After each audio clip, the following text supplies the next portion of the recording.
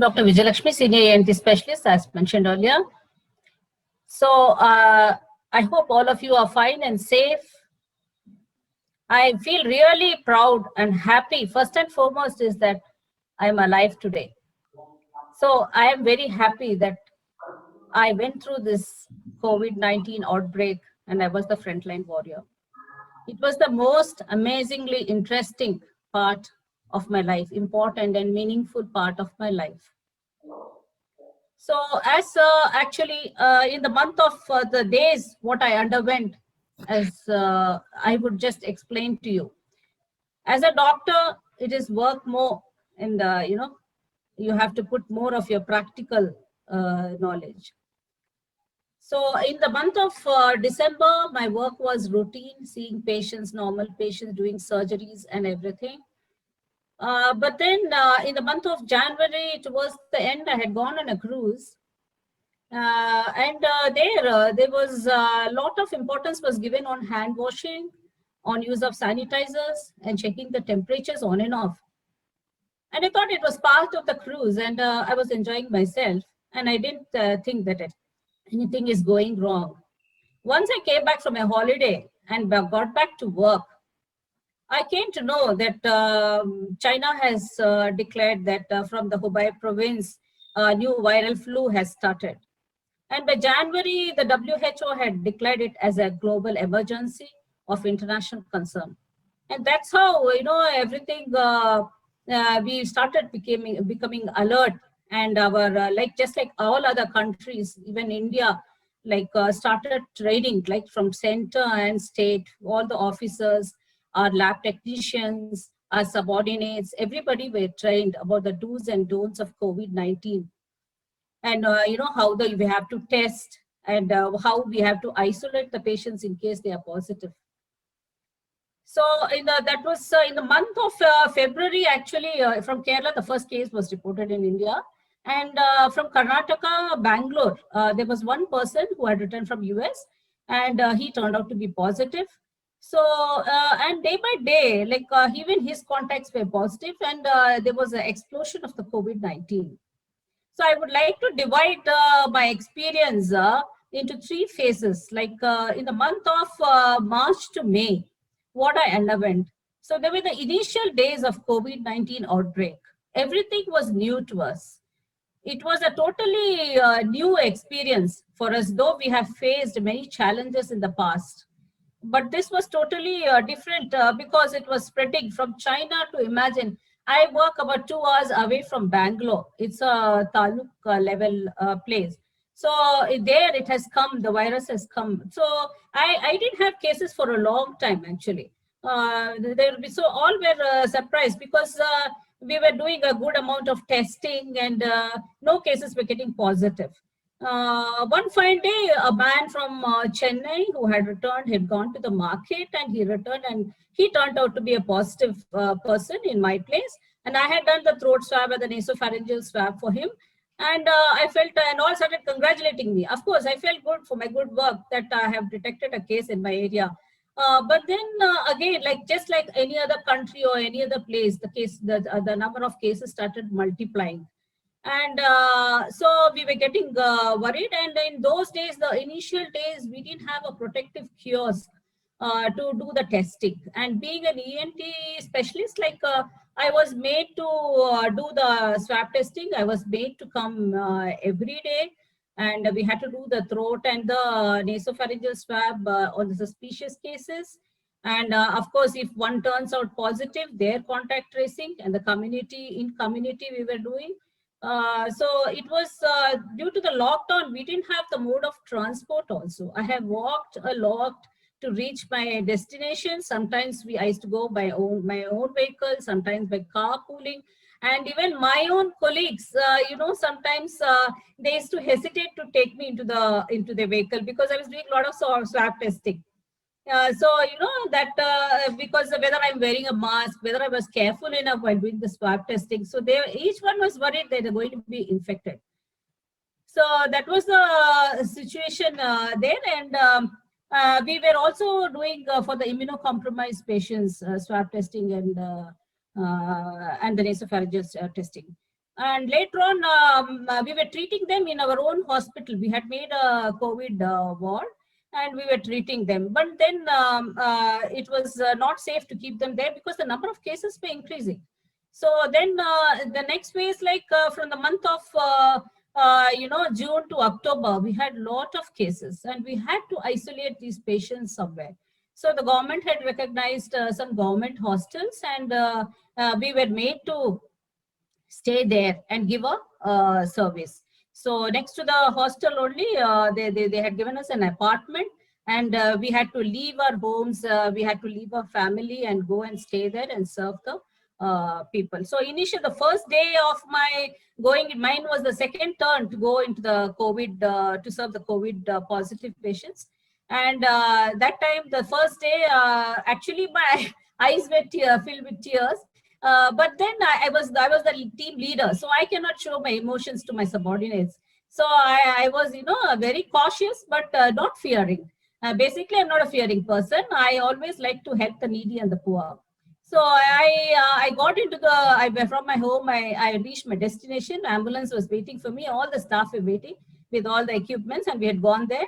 Then we had to wear the PPE and do the rounds.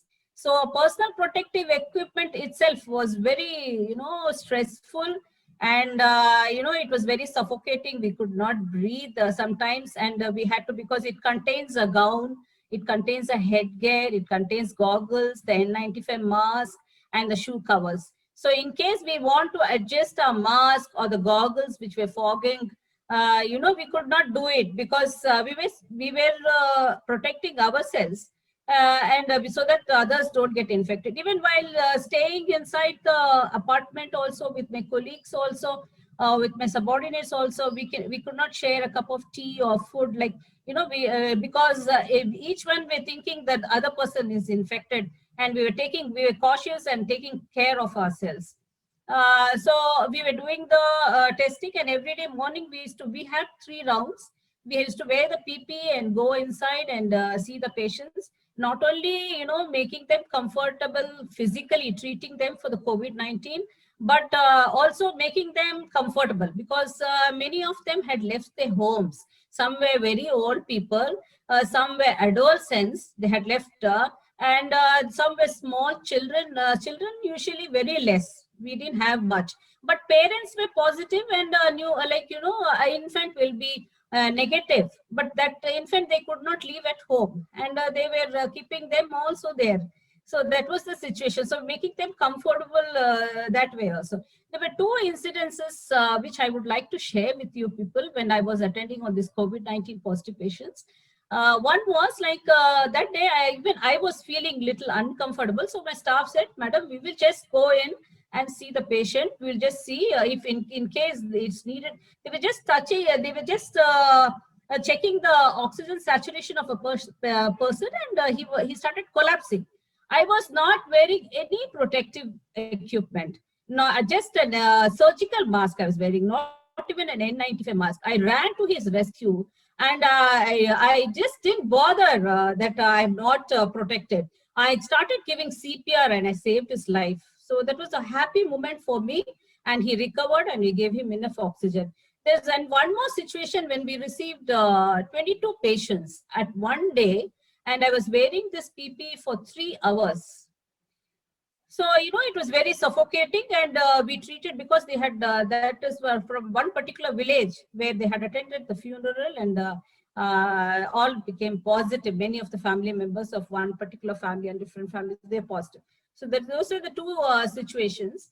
And apart from that, at home, like after all this stressful, reaching the workplace was difficult for me, and, sleep deprivation. And in spite of that, the COVID duty, we had even the non-COVID duty. So they were more dangerous for us. Because, middle of the night, we will be informed that there is a patient with a fever, with history of fever and breathlessness. And in the initial days, patients were not public, they were not cautious. They were thinking, they used to come almost towards the 10th day or something, when they were very symptomatic.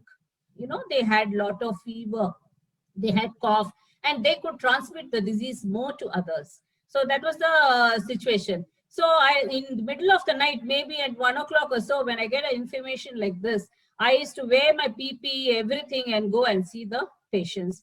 And sometimes if the patient is gasping for breath, we will be we will be more worried about, initial days we were, more worried to save lives. And later on only this is important. A lot of trainings and everything was going on, and we came to know about the PP and how to protect us, how to isolate the patients, all this. So initial days, but luckily I didn't get infected. But some of my colleagues also started to become positives because of these such cases. Like we had SARI cases, and that was the situation. Apart from all this, we used to do swab testing even for the tuberculosis patients, HIV positive patients, all immunocompromised patients we used to do. So that was then from the month of, and back home, like my husband is also an ENT specialist, so he had the similar risk as I. So, and my son, he's pursuing MBA online. So we worried about my son also. We at home only, we used to not, mingle, and we used to keep social distancing, hand washing, and we used to sleep in separate rooms because we were worried one or the other may get infected. So how to react? We were always in the preparation mode. Like what next? Because all the hospitals were getting filled up. There were no beds. That's what we are hearing. So where to go in case we get positive? What to do next? That was the worry. But we used to go ahead with the work, and we used to this thing. And then after that, in the month of October and December till December, like all the cases were declining, and this thing news about the COVID-19 vaccine was coming up. And we knew how to protect ourselves. These people also, like initially, it was very difficult to make them to undergo the swab testing. We used to, many were not willing, they were fearing, and we had to assure them and do the testing. But later on, like people, they started voluntarily, like, coming for the testing. I have fever, I have cough, please do testing for me. So that the situation had changed for good. And we were also hearing news about the vaccine, and the vaccine has already come. I've taken my first dose. So what I would like to say is, as the situation was very demanding, it was very demanding. The days were busier. We were risking our life, and the outbreak, it created a total crisis, and it made our life, it made many people's life stand still. Many doctors, they lost their lives, serving the COVID-19 positives patients.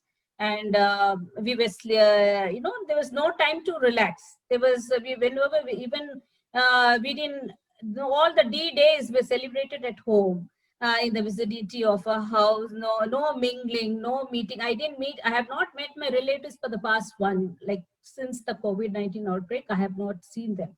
I've only had a virtual conversations with them. So, when we feel sometimes low, but at the end of the day, I feel very happy that I was in the front line. I used to hear this warrior word only in the armed forces. I never heard this before in our maternal, in this, our field. So I feel very happy being in the front line, that I have saved so many lives, risking my own life.